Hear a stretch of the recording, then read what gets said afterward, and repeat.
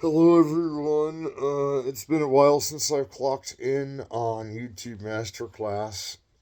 There's so many different pieces to the semesters that some of them fall into 30 minutes and some of them fall on an hour each class, and it's usually around once a week. But what I'm doing now for Coursera, Harvard, USC, and Calarts, uh, what I'm doing now for them is teaching a class on Masterclass, and we all have seen a couple episodes or something, right? If we're interested in film.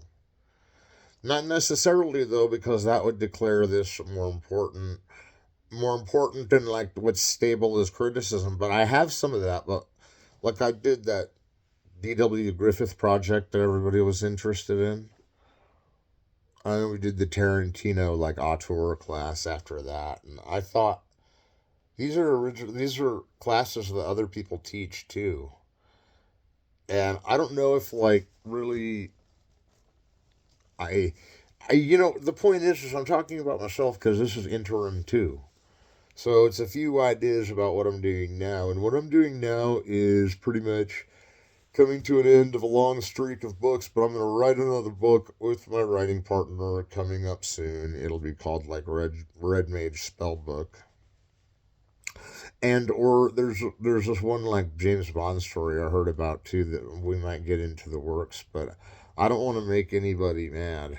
Because like if I'm not taking the story except from the original author, so you remember if you're writing a Bond film, make sure that like you write it with Ian Fleming's name on the top, and then your name can be like as translated by, because Ian Fleming is the canon for the James Bond series. But isn't that an interesting job to like try and gather all the details for the logistics of writing even a book, and then how you're gonna sell that book and how you're gonna market it and how it's like a your book's worth a lot, but you don't really get anything from it except for more books printed, and then like they have to be kept secret, because they're all they get on the internet and they're all over the internet. But then these master classes are not meant really for spectacle. I don't really think I've made too much of a spectacle of myself. Maybe I don't know. Sometimes I'm trying to keep this serious, keep it aimed towards future goals of cinema. But some of the stories I have of cinema, like Doom, is that sometimes you just got to keep your mouth shut. Never rat on your friends and always keep your mouth shut. We said this last semester.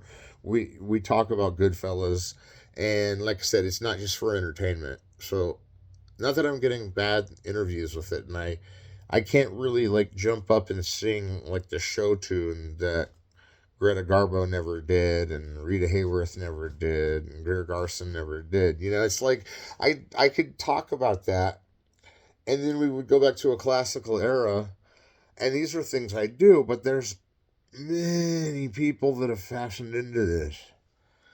So it's not like I'm saying I'm the only one. I'm still like bottom runger too of like the business world anyway, kind of at the bottom rung of that. But I'm not complaining because getting through school was really hard, and those last few classes were really hard, and I think all of us kind of got like a little scared, and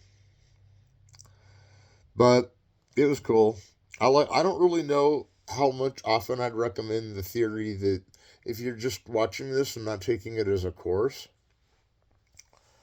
then that's okay, but you may not get the full element of what it's trying to teach you. They're good in and of themselves, these videos. And they're chosen so far after a long time of, experience with the company, YouTube creators. But these things are kept secret anyway. It's like if there's different versions of a film, do the widespread audience have any answer to that? But me personally, I like any audience I can get. I don't write like anything that can't be read. Like legally, you can read all the things you want in mine, and it doesn't really. This isn't like I was saying, it isn't like William Burroughs. There are moments that are like William Burroughs, in this work. And there's other people that have helped me and got me through this, and I'm cool with that. But listen, the point is we had the final, and it was really intense. So I'm gonna re-give it. You have one more time to retest it if you didn't get it. It is. We were talking about Tarantino, and I was asking you to name his signature style and his defined form. And I didn't mean to leave you last time hanging because it was the shortest final in my history, and you didn't have to finish it by the time the clock was over, And the clock was already going when you started, so if you want to set your own clock on that, uh, business to go through. California Institute of the Arts is doing wonderfully. They have all the right teachers and all the right dreams and all the right images in every dang scene. There you go. And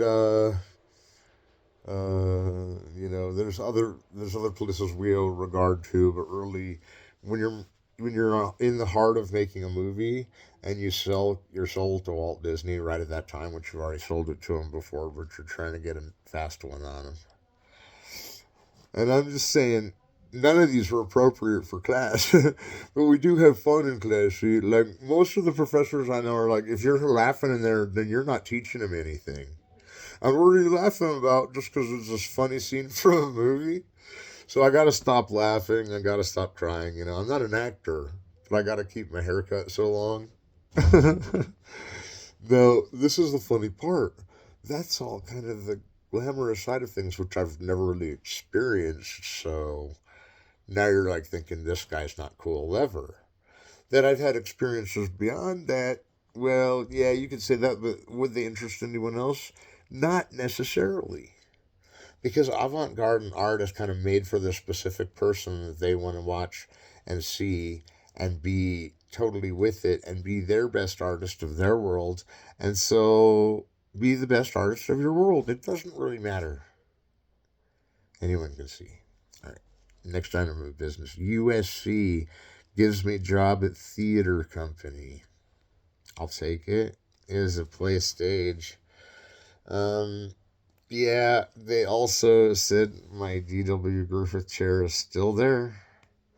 I just saw that with one of my Pulitzer Prizes on there. And I got to stop doing that because, see, this is the thing, everyone. If you teach a class about yourself and give your credentials out and wonder how he got all the degrees that he did and won all the film festivals, it was because school pushed it through. I mean, it wasn't because, and I had to do my part and it was good. But here I go. This sounds like bragging and taking time for myself, but it's not. Because the things you go through in college are so much worse than almost any other devastation that you can be destroyed, even though they're the best years of your life. At least for me, and that's because, like, sometimes I have difficulty mentioning the question, like, if there's one over here, it's a yes, but if there's one over here, it's a no, or two yes, two no. So those kind of diagrams kind of confuse me. So there are some, like, dreary things that happen early in life, and then you get over them as you get older, and you don't really seem to care as much that things went wrong. Now, I'm not talking the blues. See how fast we went from comedy to blues? I mean, that's really fast. And then you don't have to pay attention to it at all because you're doing something else while you're watching this as a student. But what I like about Coursera is you hear everybody's masterclass, and there's been masterclasses going all the way back to when Martin Scorsese got his, at least on film. And it's so long ago, like it was pretty much renewed though this year. I wouldn't doubt if they still have accompaniment on that. I'd have to look that up. But you know what? There's one more thing you got to know about USC. There are different versions, and yeah, Richard Jewell, thank you, amen. All right, so what was I gonna do? Okay, tell you more, not about myself, Rudy, but it's about myself. So how do I do that? Are there any questions? To write the final, I was writing it all semester. Oh, you want the answer? I didn't give the answer. That was a flaw. Yeah, style is the secretive way we can sign what is ours in an art movement that represents an objective artwork. And yeah, I didn't use it that much. I had and form is what Plato says is the form is what Plato says that sorry, I was getting a weird thing overhead. If form is the creative measure in which the filmmaker, in this case, and the other one's filmmaker too, can help you out, and if so, I almost retook that, but sorry, there was some kind of alarm going off back there. I didn't mean to point it out, but some alarm went off and distracted me. But the form is the creative style of the important things that are about an artist's work that he takes his block and puts it aside, and then he puts his block like this, and it's like going to one day be our true block because it starts out as a ghost, according to Plato. Everything starts out as a ghost and becomes more and more materializing until you see it, and then whoosh, it's there. But that means it had to have been invented once. And if it was invented once, that means how do we know it wasn't invented before if everybody has the same kind of brain that they used to have, or they were smarter back then and not as much right now, but we're sending it back to them as though they were dumber? We don't know. And so you got to ask yourself this question when you take a course like this: do you really want to know more about cinema? Because I've known some people that had natural, like a priori, like before the fact, like information about films, but usually those are filmmakers.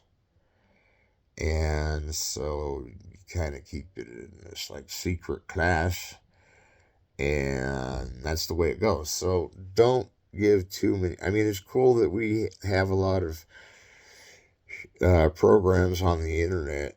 There's like 90 videos, and the masterclass that we teach is on cinema, but it's real hard study, and it may offend you. So please, and again, I'm not bragging, because everyone that I was talking about, like D.W. Griffith and Quentin Tarantino and all that, I would never even slightly cut the mustard on their turf, dude. Like, they're too good. I mean, they're way better. They're way above my league, So I don't. It's like I'm in it. I mean, sort of. I was told that it's sort of like the little league for me, only bigger, because I don't want to sell myself short. That I got to trail back some of it because I kind of round down on everything just to be realistic. But then you're like, well, there is this like key to the economic structure. And I'm not really an economic structuralist. I don't really consider myself a structuralist just because I do structuralism. I know that like some people think that Marxism is totally forbidden, and I'm really not that afraid of Marxism because it always says communism is going to one day become capitalism, or vice versa. One means communism, money grows on trees, and capitalism, money is gone from the tree because we took it all down. You know. Anyway, I'm not trying to like march on the total liberal agenda, but I would have to say there are some very good points about like going to a school like Harvard and not being registered to vote Democrat, because you have to do that for them. And Berkeley asked for that too, and I thought, well, if they're gonna make me go left, I'm just gonna go. You can't beat them, join them. I wasn't really trying to ever beat anyone at it.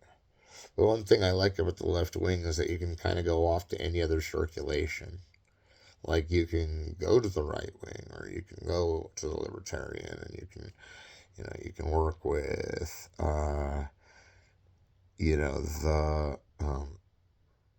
other. You can work with the other sciences,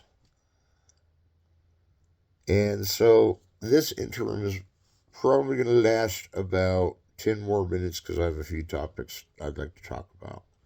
Now that I've given you more information on my resume and portfolio, I didn't actually get to the point. And, at the beginning of this masterclass, I said there was going to be some kind of movie thing. And so we don't show clips in this masterclass. some things are considered masterclass that are on YouTube, even, and that's like me. And so, if anybody sees the masterclass, it's kind of rare, and even though it stacks up on the internet, and I think the point of that is I'm not like somehow making the internet be that what to see, because most of it has not been revealed all to the earth. This isn't like some organized, like, let's reveal the secrets to everybody, whether they're secrets or not, which most of them are. Now, that's not a good idea, because don't you want to always be honest and non-distractible in the classroom? And don't you always want to be, and so you got to take it seriously. Well, I don't really think the point is that seriously or funny is necessary. We can go it doesn't really grow stale if you're pertinent about it. And if you're pertinent about it, then it seems like it could grow stale, but that's the wrong word. Because, like, you kind of don't mean to put people to sleep by your obvious statements. But the obvious only for the professor, you see. And these are things that are constantly, by then you're just like, don't tell anybody and go live it, And I'm like, well, if I tell someone it happened, that may be a lot more way to get ahead. So I'd recommend all of you students to go for it, grad students especially, to go for your, PhD. It's hard, it's a lifetime of work. It's like you have to put all your all into it, just like any of those other jobs that you can get out there. And I don't really officially know if there's any students that think that certain religions aren't that great. Well, I agree. Religion is kind of wearing on me, because I used to think, seriously, that Adventures of Dungeons and Dragons cleric or priest in that game, or like Aquinas or Augustine, I didn't used to think that they were Christian, and now I don't really care. But if I have to ban everything Christian, I'm only banning the stuff that the writing sucks, where the writing sucks, and that's most of it. And then, where else was I? Oh, religion doesn't work because no one believes in the same thing anyway. And I don't really think that I'm going to let someone tell me what to think. But like I said, communism doesn't bother me. Horror films don't bother me. Sometimes I love getting too scared, but then you can get too scared. Like when Lloyd Kaufman's Poultrygeist came out, I was in Denver and I saw it, and it was so scary that I ran out. And of the theater, I tried to get out, and they were like boxing me back in.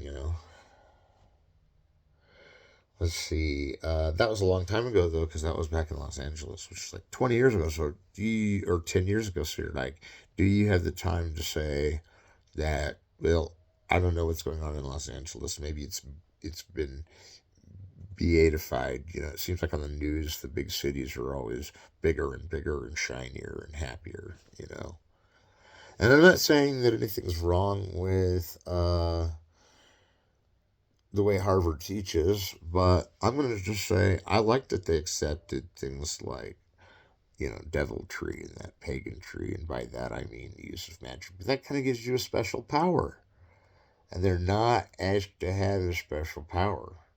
So you can't use your special power, because if you do, it's like they'll start questioning you, like, well, did you just believe that you had one and then you gained it? Isn't that how, like, reading superpowers are? So we had talked about things like that. And then the issue of international cinema, you know, I just realized that there are some moves like Foreign really is saying that we're America centric. But there's 65 other uh, states in there's 65 other countries in the world.